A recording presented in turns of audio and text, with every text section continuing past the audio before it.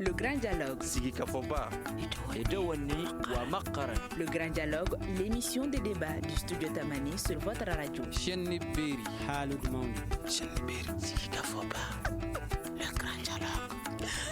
Vous suivez les programmes de Studio Tamani sur 85 radios, 3 télévisions et en live sur Facebook. Ce soir, nous allons parler de traite des personnes qui fait des millions de victimes chaque année dans le monde. Plus de 24 millions de nouveaux cas avaient été reportés à l'échelle mondiale en 2016 selon l'ONU. L'Organisation des Nations Unies estime que c'est un crime qui n'a pas sa place au XXIe siècle. Et également en 2017, une vingtaine d'affaires de traite de personnes et pratiques assimilées étaient pendantes devant les juridictions maliennes, précise l'Organisation internationale pour les migrations. Quelle est la situation donc au Mali? Où se situent les responsabilités? Quelles sont les mesures prises pour lutter contre la traite des personnes dans le pays et comment les renforcer? Pour en débattre, nous avons 3 invités. Pascal Reichens, chef de mission OIM au Mali, Boubacar Touré, président du Comité national de lutte contre la traite des personnes et Madame Diawara Bintou Koulibaly, présidente de l'Association pour le progrès et la défense des femmes maliennes APDF. Je suis Mohamedou Touré, auditeur, téléspectateur et invité. Bonsoir à toutes et à tous et bienvenue. Le Grand Dialogue. Alors, quels sont aujourd'hui, quand on parle même de traite des personnes, de quoi s'agit-il, Pascal Reichens? Alors, la traite des personnes, elle est définie par des textes internationaux, mais en fait, c'est un ensemble d'actes qui va du recrutement au transfert ou au transport vers l'accueil ou l'hébergement de personnes sous la contrainte, qu'elles soient physiques ou psychiques, suite au mensonge et dans un but tout à fait particulier qui est l'exploitation. Donc ça, c'est la définition officielle.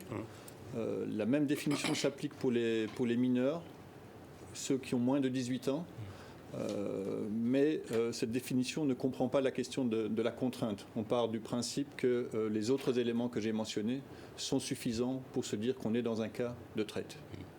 D'accord. Depuis 2016, à ce jour, l'OIM estime avoir assisté au total 610 victimes de traite, dont 51 enfants au Mali. Qu'entendez-vous, Monsieur Diawara, Monsieur Touré, pardon, par traite des personnes au Mali? Justement, pour définir la traite des personnes, nous référons, comme monsieur le chef de mission vient de le dire, aux différents textes internationaux. Mais au Mali, à la loi 2012-023 du 12 juillet 2012 relative à la lutte contre la traite des personnes et les pratiques assimilées, qui reprend in extenso la définition du protocole de Palerme, notamment dans l'article 3 de ce protocole, qui est repris à l'article 1 et qui dit en substance que la traite des personnes désigne le recrutement, le transport, le transfert, l'hébergement ou l'accueil des personnes à l'intérieur ou à l'extérieur d'un pays par le recours à la menace, à la force ou à la violence, l'enlèvement, la fraude, la tromperie, l'abus d'autorité ou d'une situation de vulnérabilité, l'offre ou l'acceptation de paiements ou d'avantages, ou pour obtenir le consentement d'une personne ayant autorité sur une autre aux fins d'exploitation qui comprend au minimum l'exploitation de la prostitution d'autrui ou d'autres formes d'exploitation sexuelle, le travail ou les services forcés, l'esclavage ou les pratiques analogues à l'esclavage, la servitude ou le prélèvement d'organes. Et donc, l'un dans l'autre, nous avons cette définition. Et juridiquement, pour le magistrat que je suis, il faut prendre l'action, comme par exemple l'hébergement, les moyens, par exemple la menace et la finalité de l'exploitation. Parce que l'exploitation, cette finalité, c'est pour exploiter quelqu'un. Donc un trafiquant maintient toujours la victime dans une interdépendance au fin de continuer de l'exploiter. Voilà. Mais pour ce qui concerne les mineurs, on n'a pas besoin de consentement. On n'a pas besoin de consentement pour les mineurs. D'accord. Madame Diawara, est-ce que vous pouvez nous expliquer quelles sont les différentes formes de traite de personnes qu'on rencontre notamment au Mali? Bon, peut-être que je vais un peu parler des cas que nous avons reçus. Parce que à l'APDF, nous recevons quand même des cas de traite, surtout concernant la prostitution forcée. et puis les tromperies, si je peux me permettre, parce qu'on prend des enfants, on dit on va vous trouver à travailler, et généralement ce n'est pas pour travailler, on les utilise autrement. On a eu beaucoup de cas comme ça, avec le transfert des enfants, dans le but de les amener à travailler. Généralement, ces enfants viennent du Nigeria, de l'Algérie, du Maroc. Elles viennent comme étant des personnes qui viennent pour travailler. Donc ça, c'est des cas. Il y a la prostitution forcée, comme je l'ai dit. Il y a le travail forcé. Il y a les enfants mineurs qui viennent, qu'ils utilisent aussi. Il y a la pédophilie qui fait partie aussi de tout ce qu'on a reçu. Les jeunes garçons qui sont utilisés autrement. Au lieu qu'on les amène pour travailler, ils sont réduits à faire la pédophilie. Pouvez-vous nous expliquer, que voulez-vous dire par prostitution forcée? Bon, prostitution forcée pour nous, c'est des filles qu'on amène, comme je vous ai dit, on l'amène pour dire qu'elles viennent travailler. Mais au lieu qu'elles viennent travailler, quand elles arrivent sur le terrain, on dit, bon, on les met au niveau de l'hôtel et on dit, vous êtes là pour travailler. L'argent que vous gagnez, vous nous le donnez parce qu'on a payé votre transport, on a payé votre visa ou bien quelque chose. En tout cas, ils donnent des conditions pour que la fille travaille et ils empochent l'argent. Donc, il y a des filles qui sont restées comme ça pendant des années et qui sont tombées même malades. Et ils ont fui et les laissé. Mais l'argent que la fille gagne pendant des années, c'est eux qui récupèrent. C'est ça la prostitution forcée.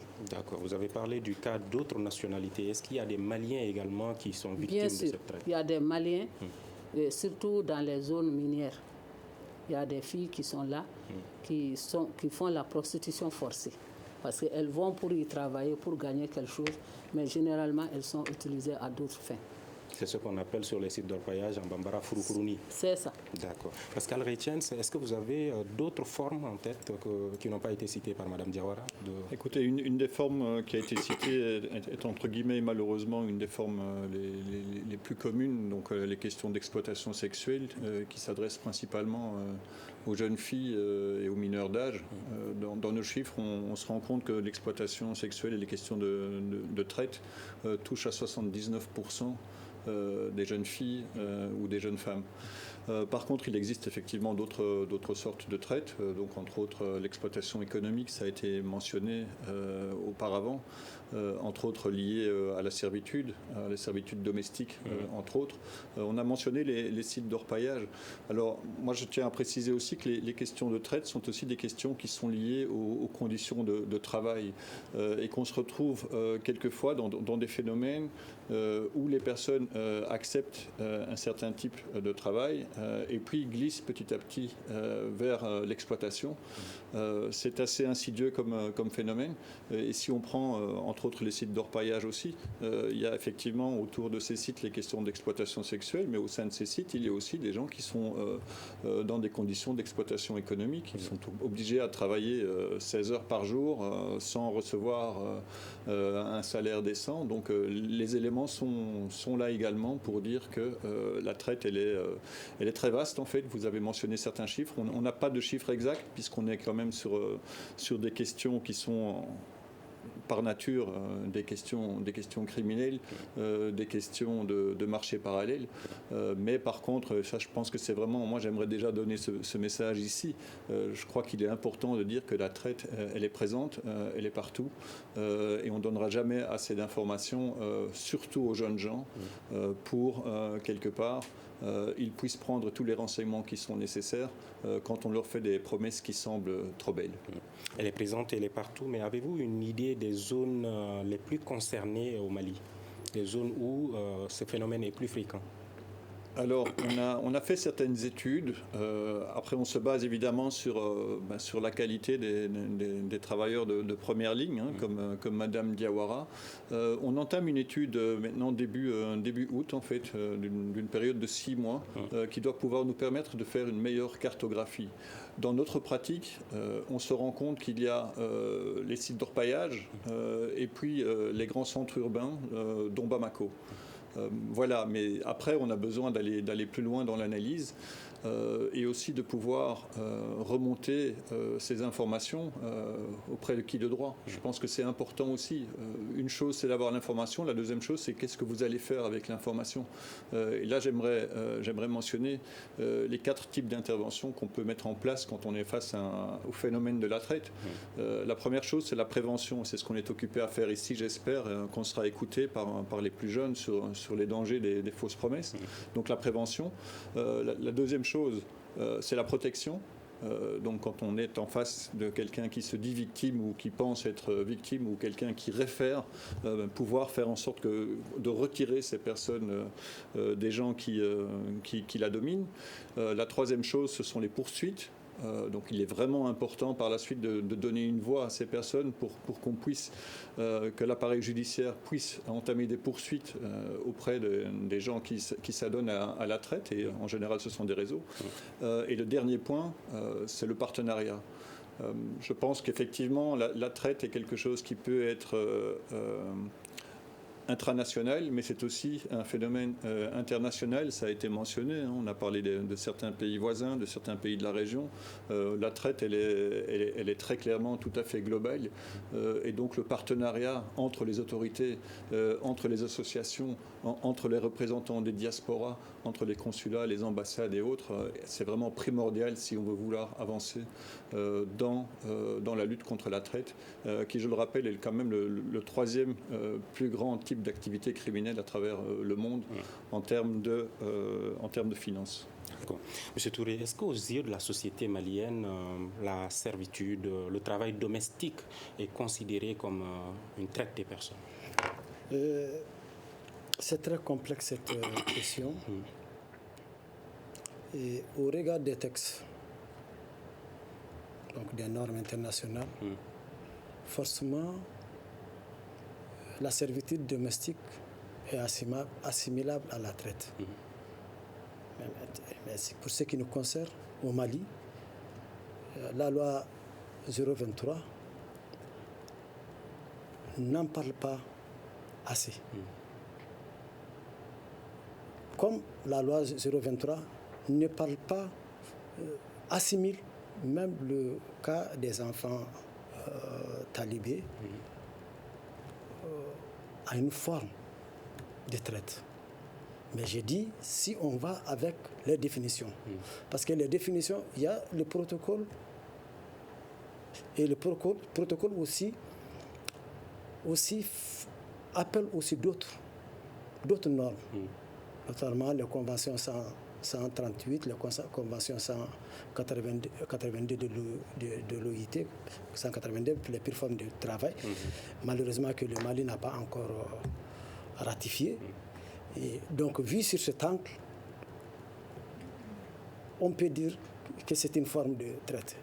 Mais par rapport à la législation, et comme ce n'est pas encore intégré dans notre législation nationale, nous essayons de faire excessivement attention, parce que qui d'entre nous n'a pas de servante? Alors si on prend, et malheureusement beaucoup d'entre nous, je peux dire même là, je parle sous le contrôle certainement de Mme Diawara, qui paie certainement ses domestiques en dessous du SMIC. Et quand on est en dessous du SMIC, forcément, il y a une exploitation. Et s'il y a une exploitation, donc mécaniquement, on tombe dans une forme de traite. Mais je dis que par rapport à notre contexte, il est impossible pour nous de dire à l'état actuel de notre législation que la servitude domestique telle que ça se présente chez nous en République du Mali, l'assimiler à une forme de traite des personnes. Et à cet égard, le comité, en partenariat avec des organisations internationales, on est même dans une phase de relecture de la loi sur la traite des personnes, qui doit prendre en compte ces différents aspects. Et on va y revenir en détail. Madame Diawara, quel est votre avis sur ce sujet concernant les servantes de façon générale? Parce qu'il a demandé qui d'entre nous n'a pas de servante aujourd'hui. Alors, est-ce que la société malienne, traditionnellement, se rend compte que certaines de ces personnes-là sont victimes de traite? Non. Nous sommes des femmes, c'est nous qui embauchons les blancs, mais on ne peut pas parler de traite des enfants parce que pour nous femmes en tout cas, nous croyons que l'argent que nous donnons c'est largement suffisant et que ce que nous disons généralement, leur logement, leur traitement, leur habillement nous incombe. Donc si on ajoute tout ça à tout ce qu'on donne, ça peut atteindre le SMIC. Donc c'est pourquoi on ne peut pas parler là-bas de traite des enfants ou de servitude. Mais dans la traite, là aussi, je devais souligner que l'esclavage est une forme de traite. Parce que pour moi, actuellement, avec le projet Mali Justice Project, nous sommes à Yelemani, à Nuro d'Israël. Nous savons comment vivent les enfants là-bas avec l'esclavage. Ils sont victimes de toutes sortes de violences. Et la servitude, n'en parlons pas. J'ai une cassette bien remplie des cas de violence que subissent les parents, les enfants. Actuellement, nous avons 5 petites mineures qui sont venues de Nioro, qui sont en formation en coupe et couture chez nous. Vraiment, au Mali, on a tout fait. À présent, on n'a pas eu de solution. Et toujours, ces personnes sont victimes de violences. Moi, je pense que c'est une forme de traite aussi, parce que quand on ne peut pas vivre dans une société, on n'a pas de droits. On ne vous respecte pas. Et vous devez travailler pour des gens. Vaille que vaille, vous travaillez. Si vous ne travaillez pas, c'est des coups. Donc, c'est des sortes de traites qui sont là et que nous avons déjà le dossier avec MJP. Donc, on a reçu déjà 15 femmes qui ont été victimes de graves violations de droits. Donc, elles sont avec nous. Nous sommes en train de voir comment on peut traiter ces cas. Parce qu'on voit qu'on a toujours parlé de ça, mais au Mali, à présent, on n'a pas eu de solution par rapport à cette action. Donc, c'est pour dire que l'ampleur de la traite des personnes vous inquiète au Mali? Oui. Pascal Reitien, quelle est l'ampleur de la traite des personnes en Afrique et particulièrement au Mali aujourd'hui? Le Mali, il est caractérisé par le fait qu'il est un carrefour déjà. Il est un carrefour de mobilité, de migration. Il est un carrefour aussi entre différents types de régions. Donc, par nature, il est probablement sensible plus que d'autres endroits à ces questions de traite. On n'a pas encore évoqué la question de la différence entre le trafic et la traite. Donc, il y a beaucoup de gens, et on le sait, beaucoup de jeunes qui sont sur ce qu'on appelle les routes migratoires. Une partie d'entre eux, malheureusement, sur les routes migratoires irrégulières. En fait, le trafic, c'est quoi? C'est un accord entre quelqu'un qui va aider quelqu'un d'autre à aller d'un point A à un point B. Et le trafic se caractérise par le passage de frontières de manière irrégulière. Donc, a priori, si le contrat fonctionne, tout le monde est heureux et on avance. Le problème qu'on a, c'est que quand on s'engage sur les routes migratoires irrégulières, on risque éventuellement de ne pas avoir les moyens à un certain moment et donc d'accepter éventuellement pour payer la suite de son voyage, de se retrouver dans des situations et des conditions auxquelles on ne s'attendait pas. Moi, j'ai rencontré des jeunes gens, des jeunes filles qui ont expliqué leur voyage et qui racontaient les multiples moments d'abus sexuels pour pouvoir avancer ou même revenir au pays. Donc, en quelques mots, ce sont des moments terribles. Alors, vous me posez la question. Je crois que le Mali, il y a aussi un autre élément, en plus d'être un carrefour, ce sont des frontières énormes qui sont relativement poreuses aussi.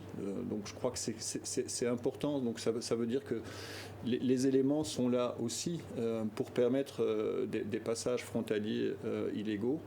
Je rappelle cependant que dans la question de la traite, 80% des victimes de la traite sont en général rentrées légalement dans le pays où par la suite elles sont devenues victimes de la traite. Je crois que c'est important. Les 20% restants, c'est en grande partie les personnes qui se retrouvent en situation d'exploitation sexuelle et les enfants. Parce qu'il y a vraiment des réseaux qui s'occupent de ça. Alors, est-ce que la traite est un phénomène particulier au continent africain? Certainement pas. Est-ce que la traite est liée principalement à la pauvreté? Pas seulement. Bien sûr, je parlais des causes. Je parlais des trop belles promesses, mais je pense que y a cette volonté d'aller pour chacun d'entre nous et aussi de la jeunesse ici, ou même des moins jeunes, d'aller vers quelque chose d'un peu mieux. Alors quelquefois on veut prendre des raccourcis. Alors on se dit voilà, on va organiser un voyage pour vous jusque dans les pays du Golfe. Là-bas vous allez gagner votre vie et vivre dans un palace. Vous serez dans le palace, c'est pas vous qui allez y vivre, vous allez y travailler. Vous n'allez pas gagner votre vie, vous n'aurez plus votre passeport et à un moment donné vous vous retrouvez dans une situation en fait où vous aurez besoin, si vous voulez garder votre liberté, de faire appel à quelqu'un. Donc parmi les causes, l'ambition, la pauvreté également. Ça en fait partie, oui.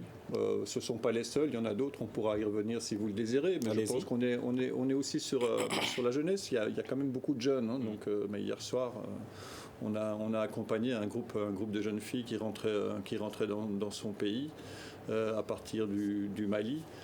C'était des très jeunes filles qui sont, entre guillemets, très malléables. Dans le sens où on va faire une promesse, on est encore dans l'adolescence et on se dit allons-y, on va tenter l'aventure et ça va bien se passer. Donc ça c'était un élément. Le deuxième élément, c'est effectivement les pressions. Là, je pense qu'il faut beaucoup se méfier aussi quelquefois de son entourage proche. Il faut savoir que les questions de traite sont aussi en général quelque part les relais se trouvent de manière très proche des victimes.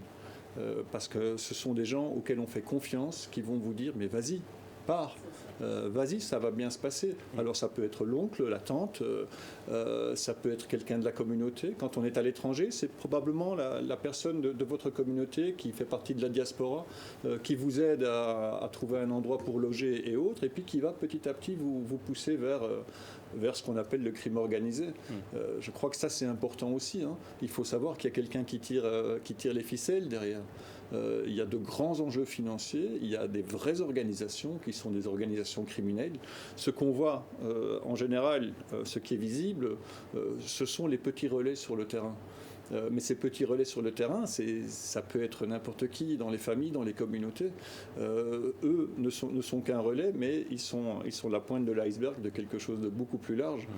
Et je pense que, en tout cas, si on arrive déjà à faire attention, à se dire « oulala, ça ce sont des promesses qui me semblent vraiment trop belles », à recouper ces sources aussi, les sources d'information. On sait qu'elles sont nombreuses, hein. On est à l'époque des médias sociaux et autres, on peut très bien se retrouver au niveau de Facebook à recevoir toutes sortes d'offres, mais je pense qu'il faut avoir la capacité de recouper tout ça et de se dire j'y vais ou j'y vais pas, et si j'y vais, quels sont les contacts que je garde.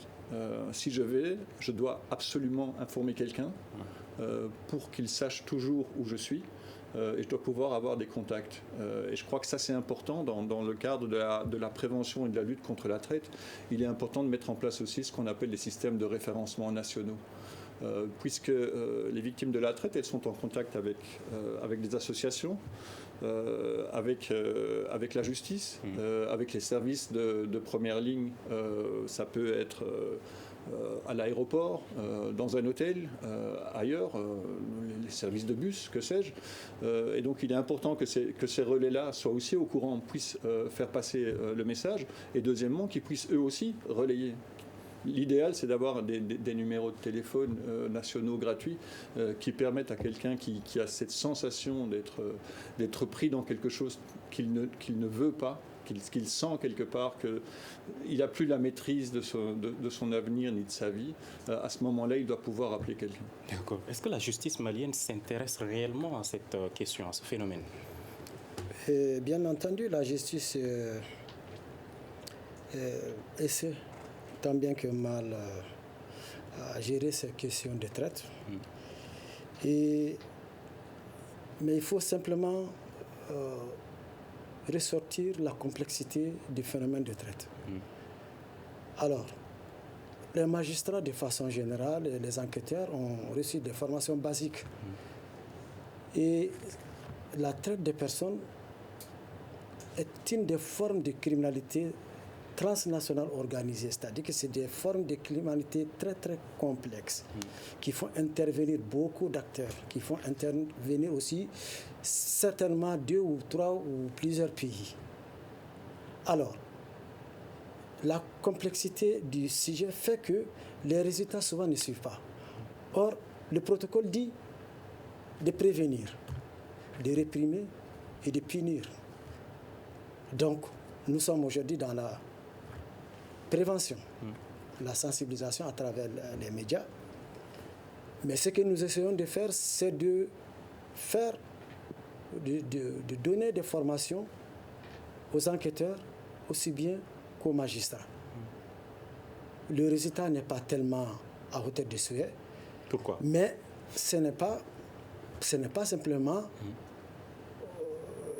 une exception malienne.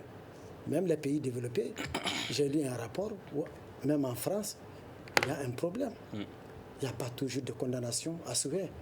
Donc c'est pour dire que c'est des infractions, parce que pour qu'il y ait un jugement de condamnation, il faut que le dossier soit bien monté. Il faut que l'enquêteur fasse une bonne procédure, le procureur qui oriente au niveau du juge d'instruction, qui continue son enquête, qui donne certainement des délégations judiciaires à la police judiciaire pour mener des enquêtes, pour faire des investigations. D'accord. Qu'est-ce que vous remettez en cause? Le manque de preuves ou bien non, mais justement, le manque d'expérience? Mais justement, c'est cela dont je veux... Parce qu'il faut excessivement travailler sur cette formation technique. Il y a des formes d'enquête qui ne sont pas tellement accessibles à nos magistrats. Et malheureusement, le confort pour certains fait que les enquêtes souvent n'aboutissent pas, parce que chaque fois qu'il y a un obstacle, si vous n'êtes pas très engagé, vous pouvez vous lasser et laisser l'enquête. Et c'est ce qui fait que souvent, ces dossiers arrivent au niveau de la cour d'assises, parce que jusqu'à présent, nous, on est à ce niveau-là. Et avec des assesseurs, on banalise. Parce que la première fois, on banalise la justice. La justice, parce que la justice, au niveau de la cour d'assises, c'est 3 magistrats professionnels et 4 assesseurs. Alors, vous voyez que en délibération, la messe est dite. Parce que 4 civils, 4 citoyens qui viennent aider les juges professionnels à faire un travail, ils n'ont pas tous les éléments pour comprendre. Vous imaginez quand un maître marabout, qui est poursuivi par exemple pour traiter des personnes par rapport, parce qu'il faut parler de ça, la problématique des enfants talibés. C'est vrai qu'il y a des marabouts qui font leur travail, mais il y a aussi d'autres qui viennent, qui partent, qui sont au Mali, qui partent dans les villages pour chercher des enfants et ils les mettent dans la rue. C'est valable pour d'autres aussi qui quittent d'autres pays, pour ne citer que le Burkina ou bien le Sénégal ou bien la Guinée, qui amènent des enfants. Et les enfants, au lieu de les enseigner, comme des maîtres coraniques, on les met dans la rue. Mais rue, pourquoi? Dans la rue, pour aller mendier. Mais quand ils tombent là-dedans, les enquêteurs peuvent les prendre et ils tombent dans la traite. Et vous imaginez un juge cet enquêteur qui est convaincu qu'il y a de la traite, ce procureur qui est convaincu qu'il y a de la traite, ce juge d'instruction qui essaie de faire son travail, mais arrivé au niveau de la cour d'assises avec 4 citoyens qui a une autre compréhension du marabout, il va dire que mais ça ne va pas. Le Mali est en train d'aller dans une direction qui n'est pas ce que nous souhaitons. Et du coup, souvent, tout ce travail tombe à l'eau. Alors que c'est des frais, moi je les mets au même niveau que, par exemple, un trafiquant d'un pays qui amène des jeunes filles pour les mettre dans la prostitution ici. Je mets ces mêmes marabouts dans le même panier. Ils sont tous des trafiquants. Il faut savoir séparer les bonnes graines des livrets. Tant qu'on ne fait pas ça, ces gens-là vont continuer. Et comment avancer dans la lutte si certains acteurs banalisent? Mais justement, il faut continuer la sensibilisation. Et on est là-dessus. C'est ce que l'OIM fait, c'est ce que d'autres structures font, mais ce n'est pas évident. Ce n'est pas évident, parce que vous savez, vous qui êtes homme de médias, vous savez que les mêmes marabouts, ils ont accès à vos radios, ils font leur communication. Donc ce n'est pas facile. Mais le message qui est important pour nous à passer, c'est que parmi ces marabouts, il y a des trafiquants et que ça ne sert absolument à rien, sinon nuisiblement pour les enfants, que de ne pas dénoncer ces marabouts, que de ne pas se séparer de ces marabouts et de les laisser la justice faire son travail. Quel est l'impact de la traite des personnes sur les êtres humains et sur la société malienne même, Madame Diawara? Bon, moi je pense que cette question-là, elle est très importante parce que nos enfants qui en souffrent, nous savons. Bon, avant d'aller dans ça, j'ai un exemple concret que je vais donner. Allez-y. Parce que nous avons eu une fille du Mali qui a fait la santé et elle était amie avec un homme qui était bien aisé. C'est un réseau bien fait, hein. C'est un réseau qui existe, qui l'a encouragée à dire « Je t'ai trouvé du travail dans une clinique au Maroc. Je veux que tu ailles travailler là-bas. » Et ce qu'il a fait, il a aidé la fille à terminer ses études. Donc la fille a eu son diplôme. Il lui a donné, fait le visa, tout, il a tout fait. Et maintenant, cette fille, arrivée au Maroc, elle était utilisée comme bonne dans une famille marocaine. Arrivée, la première chose qu'on lui a dit, tu es venue comme bonne. Les mèches là, tu l'enlèves. Et elle couchait dans une toilette. Elle faisait tout dans la famille. Alors, la fille a dit, bon, moi j'étais venue pour travailler dans une clinique. La femme a dit, je t'ai acheté. Je t'ai payé. Tu n'es pas venu pour travailler, tu es venu pour moi. Et tu fais ce que je te dis. Cette fille-là, et pourtant, elle a écrit dans les journaux, elle a passé dans les radios, elle a passé à l'APDF, on l'a écoutée plusieurs fois. À son retour. À son retour, parce qu'elle a pu se sauver comment? Parce qu'un jour, lorsque les patrons sont sortis, parce qu'elle bouclait la porte et donnait la clé aux enfants pour qu'elle ne sortent pas.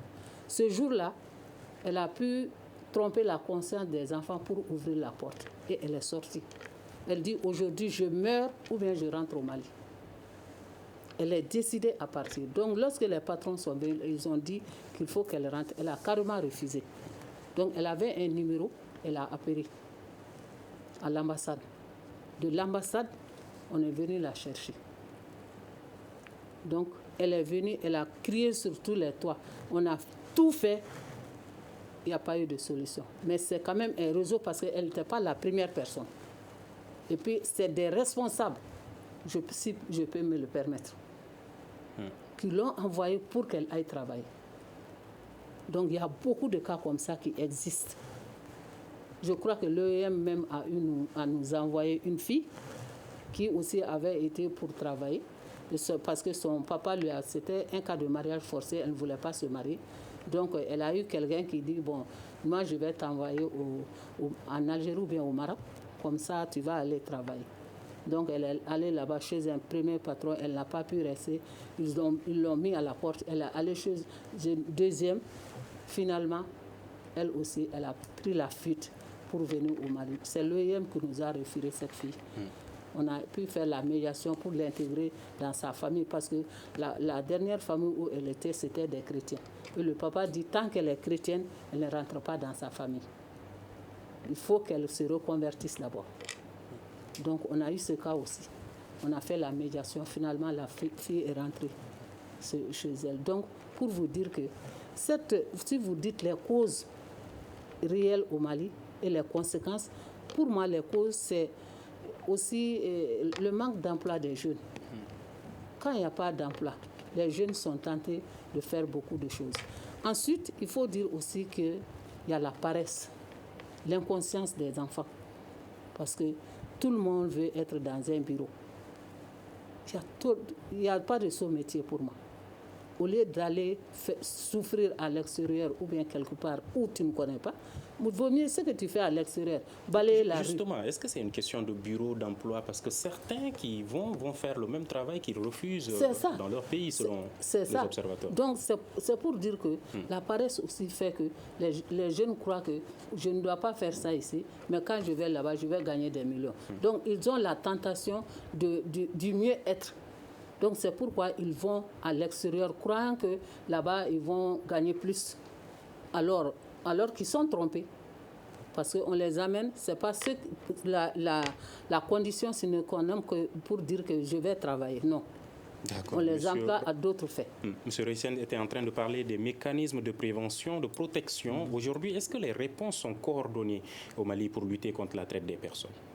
Écoutez, j'ai en face de moi le président du comité de coordination de lutte contre la traite. On est en contact régulier. Et à notre niveau, on est au service, on est là pour quelque part aider au renforcement des capacités. Donc ça, c'est un message que je donne ici. J'ai parlé là tout de suite d'un système national de référencement. En fait, il y a eu un accompagnement qui a permis le développement pour l'instant sur papier de ce système de référencement. Je crois qu'il demande à être opérationnalisé encore plus, encore mieux, et probablement avec un plus grand nombre de personnes, puisque, je le répète, les questions de traite sont tout à fait transversales. Donc on peut se retrouver dans des situations d'exploitation, quel que soit le type de secteur dans lequel on se trouve. Donc je pense que la traite demande une approche multi-département, qu'elle demande aussi d'un point de vue de la société de pouvoir toucher toutes les différentes couches de la société. Je trouvais que c'était intéressant les discussions sur d'un côté l'esclavage, de l'autre côté la servitude internationale vis-à-vis de la servitude nationale. Enfin, il y a toutes sortes de débats qui sont intéressants et je pense qu'ils ont lieu d'être. Ils sont nécessaires parce qu'ils permettent la parole, ils permettent l'échange d'idées et de là, ils permettent aussi de se rendre compte que finalement, peut-être que certains des éléments ne sont pas si éloignés les uns des autres.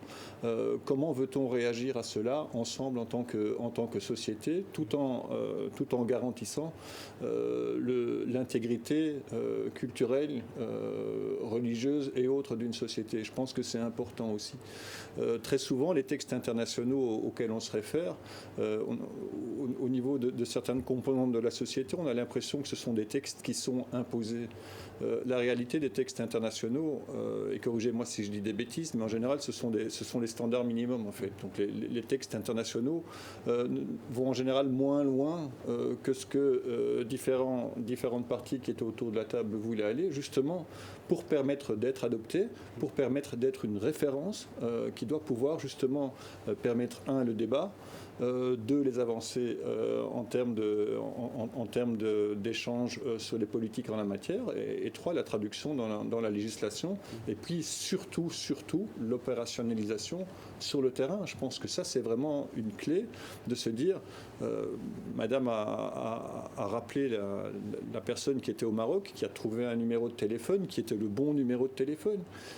Alors ça peut paraître simpliste, un numéro unique où on peut appeler et où on est sûr qu'on a quelqu'un de l'autre côté qui vous répond et qui vous donne les bonnes informations, c'est une clé. Un autre numéro unique qui peut, le même numéro, mais où vous pouvez avoir des informations pour vous-même vous ressentir en tant que victime et vous sentir aussi protégé. Je pense que c'est important. On a parlé de la question des poursuites sous l'angle de l'investigation, qui est compliqué. Mais il y a aussi l'angle du témoignage, qui est très très compliqué. Aller dire à quelqu'un qui était à l'étranger dans une situation d'exploitation sexuelle, avant de rentrer dans ta famille, tu vas quelque part témoigner contre les gens, tu vas devoir dire quoi? Que tu étais prostituée, que tu n'avais pas envie mais qu'on t'a forcé, comment regagner quelque part son intégrité, comment faire face à la honte. Tout ça sont des éléments qui sont très très complexes. Donc je réponds peut-être un peu longuement, mais je crois vraiment, et c'est ça que j'aimerais moi mettre en avant, c'est que la question de la traite, elle touche à toutes les composantes d'une société, elle est présente partout et elle demande très clairement de la part des personnes qui organisent un État, une société, une communauté, des échanges entre toutes les parties afin de pouvoir avoir une compréhension commune de la question. D'accord. Alors au Mali, il y a le plan d'action national de lutte contre la traite des personnes 2018-2022 qui prévoit la prévention de la traite des personnes. Mais comment? Entre autres, cette émission toucher les acteurs qui sont sur le terrain. Je vais vous dire une chose. Et la problématique de la traite des personnes, elle doit être prise au sérieux. Au niveau mondial, les Nations Unies font des classements des pays. Mais on est aussi buté à un autre classement, le classement des Américains. C'est-à-dire les Américains, les États-Unis font un classement. Dans le classement, on voit séquence par séquence comment l'État fait pour lutter contre la traite des personnes. Et je vais vous dire une chose. Par exemple, nous, en 2019, on était sortis de la zone rouge. On était dans une catégorie D, parce qu'il y a 3 catégories et il y a une catégorie d'attente. Mais cette année, on est retombé. Pourquoi? On est retombé parce qu'il y a la problématique des enfants, les enfants soldats. On banalise ces phénomènes. Vous imaginez les enfants de rue. Aujourd'hui, ils sont très jeunes, ils sont dans la rue, ils mendient pour des maîtres coraniques ou bien des maîtres quelconques. Et demain, ces enfants, avec l'adolescence, c'est des enfants qui fuient et ils sont récupérés par les terroristes. Et ils sont utilisés comme enfants soldats. Ils sont utilisés comme des boucliers humains. Vous voyez que de traite des personnes seulement, l'enfant va aller grossir le lot des terroristes. D'accord, il nous reste 3 minutes, 1 minute pour chaque invité. Aujourd'hui, par rapport aux responsabilités, société civile, population, autorités, partenaires du Mali, qui doit faire quoi pour prévenir ce phénomène? Ça incombe d'abord à l'État. C'est à l'État de mener une vraie lutte, n'est-ce pas? Et les autres ne font que l'accompagner. Vous comprenez? D'accord. Voilà. Alors, à vous, Madame Diawara, qu'est-ce qui doit être fait? Dans la prévention, je crois que nous sommes en train de travailler avec Mali Justice Project Tchéki, le projet Tchéki, à travers la formation des parajuristes. Donc, comme je vous ai dit, nous sommes dans le cercle de Yélémani avec le projet Tchéki. Donc, on a formé des parajuristes qui sont en train quand même de sensibiliser et d'informer la population sur les causes et puis les conséquences de la traite des personnes. Parce que vous savez, c'est des soninké, ils aiment beaucoup. Est-ce que ça marche? Est-ce que le message est entendu et compris? Bon, on est en train de faire de notre mieux parce que si vous voyez qu'il y a eu déclaration pour les esclavages, etc., c'est qu'ils ont pris conscience de quelque chose. D'accord. Pascal, quel appel avez-vous à lancer aux différents acteurs pour que la lutte contre la traite des personnes puisse être une réussite au Mali? Moi, j'ai un appel qui est relativement simple. C'est l'appel à la responsabilité individuelle de chacun. Je pense que ça, c'est vraiment une clé. Donc on a un panel ici avec des gens des associations, des gens de la justice, une organisation internationale. Il y a beaucoup d'autres acteurs. Et je crois que la prévention, elle va passer par la sensibilisation, non seulement auprès des victimes potentielles, mais aussi de toutes les personnes qui sont autour d'elles. En ce compris les parents, en ce compris les amis, en ce compris la communauté. Et si j'ai juste un message à donner, c'est si la promesse est trop belle, c'est que c'est une fausse promesse. Ça n'existe pas, les contes de fées. Les promesses trop belles sont de fausses promesses, c'est Voilà. le terme. Alors, merci Pascal Reitchens, chef de mission OIM au Mali, Boubacar Touré, président du Comité national de lutte contre la traite des personnes, et Madame Diawara Bintou Koulibaly, présidente de l'Association pour le progrès et la défense des femmes maliennes APDF. À la régie vidéo et audio, il y avait Nouhoum Djiré et Gagné Kanté. Je suis Mohamedou Touré. On se retrouve demain pour un prochain numéro du Grand Dialogue de Studio Tamani. Le Grand Dialogue. Sigi Kafoba. Edewani wa makaran. Le Grand Dialogue, l'émission des débats du studio Tamani sur votre radio. Shenni Beri. Halud Mamoudi. Shenni Beri.